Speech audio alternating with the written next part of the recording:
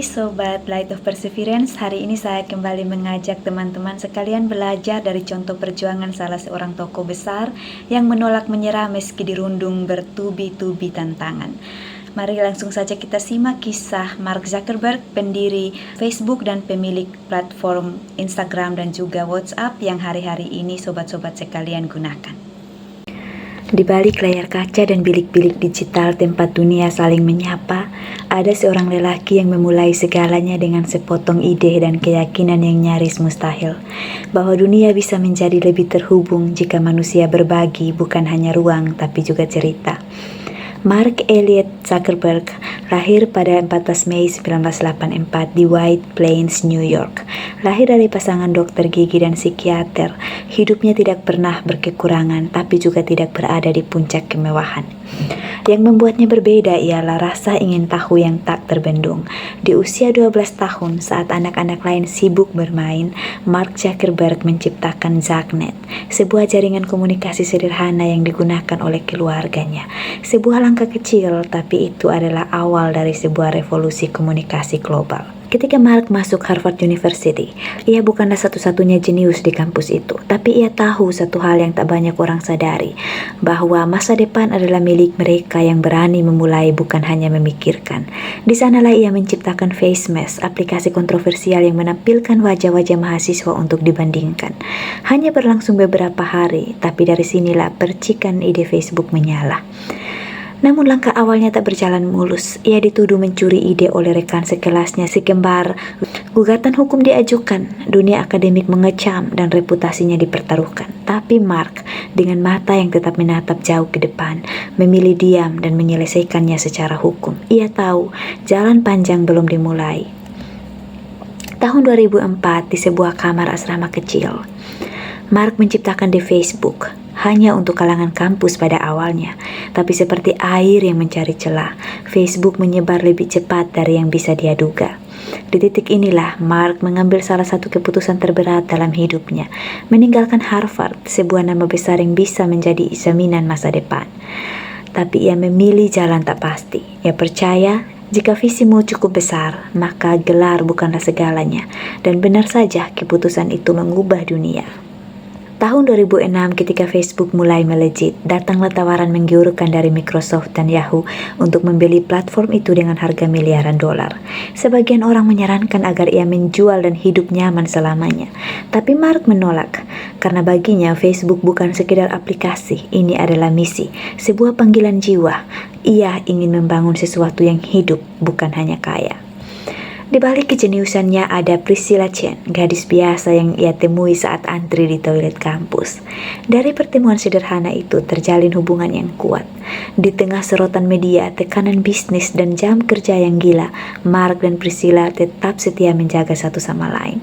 Pada 2012, mereka menikah dalam kesederhanaan.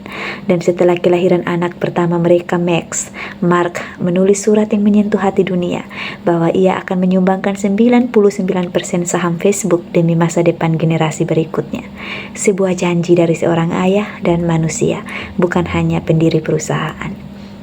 Tak semua jalannya mulus. Proyek-proyek seperti Poke, Slingshot, Facebook Home, dan Paper semuanya gagal. Beberapa tak bertahan lebih dari beberapa bulan. Tapi tantangan terbesar datang pada tahun 2018. Skandal Cambridge Analytica mengguncang dunia. Data jutaan pengguna bocor dan kepercayaan publik runtuh. Mark dipanggil ke hadapan Kongres. Ia duduk di sana, seorang pemuda dengan hoodie khasnya menghadapi dunia yang marah. Ia tak menyalahkan siapapun. Ia berkata, "Saya yang membangun Facebook, saya bertanggung jawab." Dari luka itulah ia memulai lembaran baru, memperbaiki sistem, membangun ulang kepercayaan, karena ia tahu teknologi tanpa tanggung jawab hanyalah senjata tanpa arah. Namun perjalanan Mark Zuckerberg tidak hanya berhenti pada keberhasilan Facebook. Kesuksesannya terus terakumulasi seiring dengan keputusan strategis yang luar biasa. Salah satunya adalah mengakuisisi platform-platform besar yang kini menjadi bagian penting dari kehidupan digital miliaran orang.